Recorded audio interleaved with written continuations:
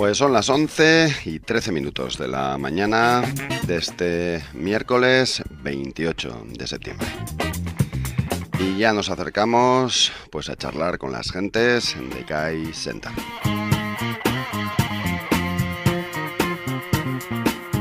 Nos decía Adrián Celaya pues que hoy casi podemos hacer una especie de inauguración de curso pues con temas, yo creo pues que de rabiosísima actualidad. Adrián, egunon. Hola, Egunon. Egunon, Adrián. Bueno, pues temas hoy los que vamos a tratar muy actuales y empezando pues por casa, porque tras pues unos cuantos meses y los últimos 15 días de campaña ya tenemos resultados. Tenemos resultados en las elecciones vascas y empiezan ahora, o por lo menos vosotros, queréis empezar a hacer algunas preguntas ya, ¿no? Después de estos resultados, ¿qué pasa con la política económica? ¿Qué pasa con el órdago sindical? Bueno, ¿qué pasa con todo ello? Sí, es un tema desde nuestro punto de vista preocupante, ¿no? Preocupante porque las cuestiones claves de lo que está pasando con la política económica en el País Vasco están quedando de alguna forma fuera del debate político. Y esto seguramente es a la vez en consecuencia y causa de la falta de dinamismo de nuestras políticas en este ámbito. Ya lo hemos comentado más de una vez, ¿no? Después del cambio político en los años 80, quizás durante 3 décadas hubo políticas económicas de una apuesta muy clara por la economía real, por el avance tecnológico, por la innovación, etcétera. Y sin embargo, en el momento en que estalla la crisis, por distintas razones, pero que yo creo que son fundamentalmente derivadas de una influencia excesiva de los medios de comunicación y la opinión pública, en la opinión pública y en la clase política, en relación con lo que estaba sucediendo en España y los problemas que tenía la economía española y que han influido excesivamente en nosotros, pues hemos adoptado un posicionamiento tremendamente pasivo. Y hemos comentado, ha habido 3 gobiernos en la comunidad autónoma vasca, algo parecido ha pasado en Navarra, que en lugar de atender a los retos propios de sus territorios, pues han estado siguiendo las políticas que se desarrollan en Madrid de una forma más o menos activa, más o menos pasiva, a veces con una cierta posición crítica, pero sin elaborar un diagnóstico propio y sin tener en cuenta que los retos y las necesidades no solo eran un poco distintas en nuestro caso, sino que eran radicalmente distintas, y seguramente las políticas que había que adoptar también, ¿no? Claro, esto seguramente durante las décadas anteriores no se lo toman tanto, porque el deterioramiento de la economía vasca y la economía española no era tan distinto, pero durante estas décadas, tanto desde el punto de vista de avance tecnológico y productivo, como desde el punto de vista de menor nivel de endeudamiento, situación del sector financiero y tal, se habían diferenciado tanto en el estallido de la crisis, que nuestro posicionamiento era radicalmente distinto, ¿no? Entonces, nosotros hemos dicho más de una vez que durante estos años, porque ya llevamos 9 años, casi una década de crisis, seguramente hemos perdido una oportunidad histórica, ¿no? Como que tenía el País Vasco de posicionarse no solo frente a España, sino a casi el conjunto del territorio europeo, de utilizar ese mejor posicionamiento para dar un salto un salto en productivo, competitivo y tal, que nos podía haber permitido situarnos pues en el camino de los países nórdicos muy probablemente, ¿no? En lugar de eso, hemos estado, por simplificarlo, ¿no?, digamos, escuchando la televisión, los mensajes que nos venían de la televisión sobre lo que estaba pasando en el sector financiero español, sobre las estrategias de recortes, sobre el conjunto de la política anticrisis que se está desarrollando en España, bueno, y decidiendo sobre estos mensajes qué era lo que se aplicaba o no se aplicaba en nuestro caso, pero sin capacidad de elaborar estrategias alternativas. Y las consecuencias se están viendo de forma cada vez más clara, ¿no? Pues primero se detuvo el avance en el esfuerzo tecnológico y después empezamos a ir hacia atrás, lo cual no pasa nada si nos comparamos con la evolución española, pero nos está dejando en una posición relativa cada vez peor dentro del conjunto de Europa y del mundo. Vemos lo que está pasando con la reforma laboral, que aunque la economía vasca está creciendo en los 2 últimos años, sorprendentemente los salarios están yendo a la baja, lo cual es un auténtico modelo de desarrollo. Vemos lo que ha pasado con el sector financiero, aunque en los años en los que más necesidades de financiación tenía la industria, pues la hemos dejado abandonada y hemos dedicado nuestro esfuerzo político y de gestión a alimentar el propio sector financiero e incluso a permitir inversiones en el sector financiero cuando no tenía posibilidades de financiación la economía real. Es decir, es un conjunto de medidas que están apuntando exactamente en la dirección contraria a lo que este país tenía que haber hecho.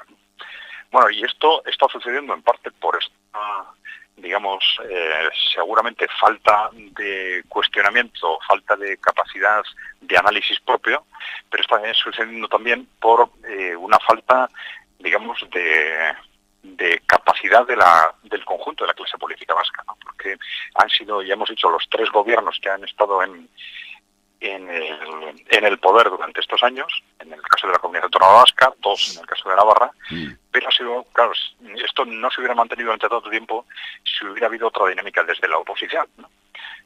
La oposición hubiera obligado rápidamente a reposicionarse a los gobiernos, pero la oposición ha estado también muy perdida, ¿no? Es decir, sin capacidad de proponer alternativas en este ámbito. Entonces, nosotros decíamos también que a pesar de la gravedad de este tema, seguramente no se iba a notar, no iba a tener repercusión electoral, precisamente porque quizás en las elecciones no solo se valora lo que han hecho los gobiernos, sino también lo que han hecho la oposición. Y es muy difícil que la sociedad detectara lo que estaba pasando si no había tampoco desde la oposición una actitud suficientemente crítica como para permitir el control cero. Bueno, pues esa es la situación en la que nos encontramos y hemos perdido, como hemos dicho antes, una década. Claro, lo ideal sería que esto cambiara a partir de ahora y la preocupación es que, salvo que haya movimientos de personas concretas en una determinada dirección, pues no hay razones, digamos, estructurales o de posicionamiento político que estén empujando a nadie a cambiar. Como tú decías al principio, tenemos recientemente el reto del órdago de los sindicatos. Sí, digamos. sí. Y aquí tenemos, yo creo que además de ese problema mediático, tenemos un problema quizás también consecuencia de lo que se recibe a través de los medios, un problema, digamos, ideológico, ¿no? O sea, llevamos pues, quizás 4 décadas de un continuo digamos, ataque o un continuo hostigamiento de los sindicatos, ¿no? Es decir, de recibir continuamente mensajes negativos que, algo sin demasiadas consecuencias prácticas, pero que creaba, fuera de los que estaban directamente implicados en el contexto de lucha sindical, pues una impresión de que los sindicatos es algo que molesta, ¿no? Es decir, es algo que, tiene una función, pues sí, puede ser más o menos social, de defensa de los salarios y tal, pero en principio tampoco pasa nada si los sindicatos desaparecen y tal. Bueno, y las consecuencias de esto las estamos viendo durante los últimos años. Es decir, el problema es que incluso desde digamos, los ámbitos de izquierda, pues ha habido una aceptación de ese contexto ideológico. Se ha percibido a los sindicatos, como decíamos antes, como un instrumento de defensa social, pero no como un instrumento imprescindible para el desarrollo económico, ¿no? Especialmente en un modelo industrial avanzado como el que pretendía ser el nuestro, es imposible desarrollar ese modelo si no hay salarios altos. Si no hay salarios altos, los salarios altos están directamente relacionados con el empuje tecnológico. No son una consecuencia de, sino son una consecuencia, pero también una causa de, ¿no? En este contexto ya estamos percibiendo en los últimos años las consecuencias negativas. Vemos que la agresividad creciente de distintos ámbitos de la patronal está con respecto a los sindicatos, incluso atreviéndose a cuestionar la propia existencia de los sindicatos vascos, y los últimos movimientos pues, son como consecuencia de la reforma laboral, pues un desarme directo de la reforma laboral y de los pactos a los que ha llegado durante el mes de julio precisamente entre la patronal, comisiones UGT y el gobierno vasco, a efectos de limitar también también la capacidad negociadora de los sindicatos vascos, ¿no? A pesar de que sea la mayoría sindical, ¿no? Bueno, esto crea un contexto que va a ser institucionalmente muy complicado para la mayoría sindical, y el problema es que la mayoría sindical, de hecho, ha estado políticamente... Te estamos perdiendo, Adrián. Se nos está cortando un poco la comunicación. A ver si... ¿Ahora un poco mejor? Pues no sé, a ver, sí, estas coberturas ya sabes. ¿Sí? ¿Me seguís ahora mejor? A ver si ahora se te escucha algo mejor. Venga, vamos con ello. Bueno, no, decía que el problema es que la mayoría sindical va a tener ahora una situación muy difícil, porque, bueno, de hecho ha estado bastante sola, incluso en los ámbitos políticos que podían estar más cercanos a sus posicionamientos, pues no han sido capaces de utilizar este tema en la política política, ¿no? Es decir, ha sido un tema más, cuando debería haber sido probablemente un tema central del debate político y económico en este país, ¿no? Yo creo que es un tema muy preocupante, es una amenaza muy directa para los sindicatos vascos, para el nivel salarial del País Vasco, un nivel salarial que no es excesivamente alto para nuestro nivel productivo. Es decir, lo que está sucediendo en cuanto a la contención e incluso la reducción de los salarios, y es algo que no tiene nada que ver con nuestra evolución económica, y es algo provocado artificialmente desde el ámbito político e institucional. Entonces, vamos a ver qué fuerzas son capaces de aglutinar los sindicatos vascos a efectos de hacer frente a esta situación, que en este momento es muy, muy complicada. Teniendo un gobierno más fuerte que el anterior y con, bueno, pues muchas posibilidades de llegar a acuerdos también en estos terrenos con determinadas fuerzas políticas. Oye, sí, pues... movimientos que han sido impensables hace unos años, pues ahora parece que por estas razones ideológicas de fondo parece que han llegado a aceptarse con cierta naturalidad, ¿no? Y mientras, bueno, en España continúa el bloqueo, aunque, bueno, pues una guerra ya abierta dentro del Partido Socialista, que hoy ha vuelto a estallar, en palabras de Felipe González. No sé si has tenido la oportunidad, ¿no?, de seguir ya las últimas novedades al respecto. Pero bueno, ¿qué posibles horizontes existen en torno a ese bloqueo en el gobierno español?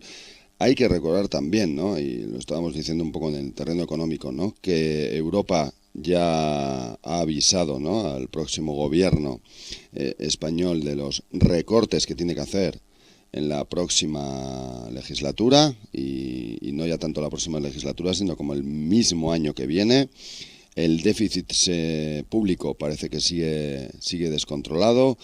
Bueno, ¿qué perspectivas veis desde CAI Center con todo este asunto? Bueno, la situación es un tanto confusa, ¿no? Confusa porque parece que hay desde ámbitos políticos suficientemente importantes una voluntad muy clara de cambio de gobierno, de sustituir de una forma o de otra al Partido Popular, y se están haciendo apuestas muy fuertes en este sentido, evidentemente desde Podemos, pero también desde Pedro Sánchez, y aparentemente un sector que parece que es mayoritario desde el punto de vista de la base de afiliación del Partido Socialista, ¿no? Claro, a nosotros lo que nos preocupa de todo esto es el tema, digamos, económico, políticas económicas, ¿no? Y en este aspecto sí creemos que la situación es un tanto confusa, porque frente a esa voluntad muy clara de sustitución de un gobierno y un partido político, las consecuencias que esto tendría desde el punto de vista de la política económica no son nada claras en este momento, porque nos encontramos con que la posible configuración de una alternativa en base a un partido socialista que en este momento está dividido, que en su momento, bueno, desarrolló políticas pues no muy diferentes, especialmente en la última fase del gobierno Zapatero, no muy diferentes de las que luego ha aplicado el Partido Popular.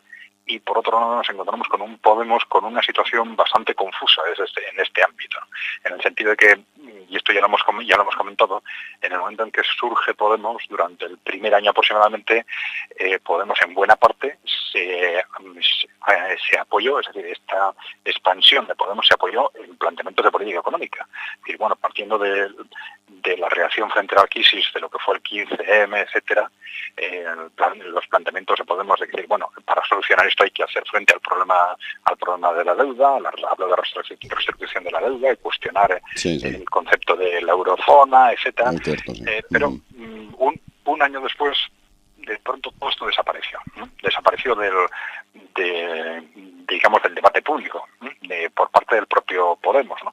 Entonces, si esto fue por razones tácticas de que, bueno, podría ser más o menos preocupante desde el punto de vista de las elecciones que estaban en curso o no, es decir, bueno, no sé cuáles son exactamente las razones, pero el caso es que en este momento no sabemos muy bien si un posible gobierno, un Partido Socialista Podemos, sustituyera al Partido Popular, ¿qué sería a cambio de qué? Es decir, realmente qué tipo de políticas se aplicarían en el ámbito en el que estamos hablando de política económica, ¿no? Independientemente de que en ámbitos como la corrupción, pues los derechos civiles y tal, pues ahí sí hay mensajes continuados y distintos, ¿no?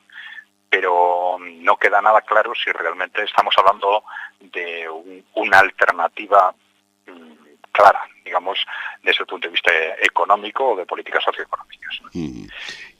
Mucho, todavía no, mucha incógnita por delante. La primera, ¿quién va a gobernar? esa ya la primera, ¿no? Y bueno, Europa, el TIP del que se dijo que estaba prácticamente muerto, entre comillas, ¿no? Durante una pequeña temporada. ¿Qué hay de cierto en estos pactos internacionales? ¿Se sigue trabajando en ellos por parte de las grandes potencias y también pues de Europa, ¿no? Entendía como una gran potencia. ¿Qué novedades hay al respecto, Adrián?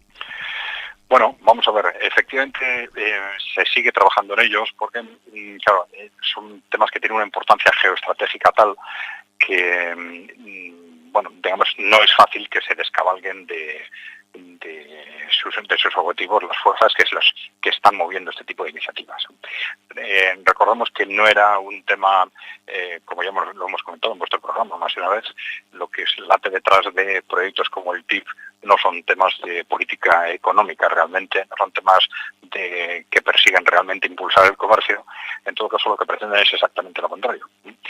Frente a un avance continuado de las relaciones comerciales y productivas entre Europa y los países emergentes, algo parecido estaba pasando en Asia. Lo que se pretende al poner en marcha a la vez el TIP entre Europa y Estados Unidos y el TPP entre Estados Unidos y los países asiáticos es romper las relaciones comerciales entre los satélites de Washington y los países emergentes, ¿no? Es decir, son razones geopolíticas, ¿no? Que obedecen al miedo creciente de los sectores financieros centrales que dominan, digamos, el ámbito político en Estados Unidos, al auge de los países emergentes y al posible y al riesgo creciente de desmarque de sus aliados hacia este entorno, ¿no? Bien, entonces, evidentemente esa estrategia geopolítica no se va a abandonar de un día para otro, pero los movimientos que se han producido durante estos meses son muy relevantes en este sentido, ¿no? Ya sabíamos que los dirigentes europeos eran conscientes de que este tratado no tenía ningún sentido ni técnico ni económico desde el punto de vista de los intereses europeos y que se estaban dejando arrastrar esta dinámica por, como sucede muchas veces en los dirigentes europeos, por simple obediencia a las instrucciones de Washington. Entonces, el que se produzcan desmarques como fundamentalmente entre los socialistas franceses y en los últimos meses con mucha claridad en los socialdemócratas alemanes son muy importantes. Los socialdemócratas alemanes están gobernando, tienen la cartera de economía, también el gobierno de Austria se ha desmarcado claramente. Bueno, esto en la práctica, aunque ha habido declaraciones en sentido contrario, en un proceso que ya era muy complicado y difícil de justificar frente a la opinión pública y que estaba trayendo una oposición creciente, va a ser muy complicado que esto se apruebe durante el mandato de Obama, al menos, ¿no? Vamos a ver qué pasa en las elecciones americanas, pero de cualquier forma, aunque el siguiente presidente fuese también favorable a impulsar este proceso, esto requeriría unos cuantos meses de puesta en marcha y recordemos que el tiempo en sí mismo corre en contra del TIP. Precisamente las urgencias de Washington para imponer estos tratados cuanto antes obedecen a que se pensaba razonablemente que el simple paso del tiempo hacía crecer las relaciones y los vínculos de Europa y de sus satélites asiáticos con Rusia y China, y hacía peligrar cada vez más esa hegemonía de Washington, ¿no? Entonces, el que esto se retrase ahora, pues en principio, aunque solo fuese un retraso, que se retrase en la práctica, pues sí, de pronto un año más puede ser muy relevante para que estos tratados no se lleguen a hacer efectivos nunca. Ya. Bueno, veremos a ver si las cosas van por ese camino. Lo iremos también bien en un futuro. Muy bien, Adrián, pues son ya las 11:33 aquí en Euskal Herria, y creo que también en Bruselas, ¿no? Tenemos la misma hora. Y nada, pues que nos escuchamos la próxima semana, si te parece. ¿De acuerdo? Muy bien, Juan Carlos. Vale, pues quedamos en esto. Venga, de acuerdo.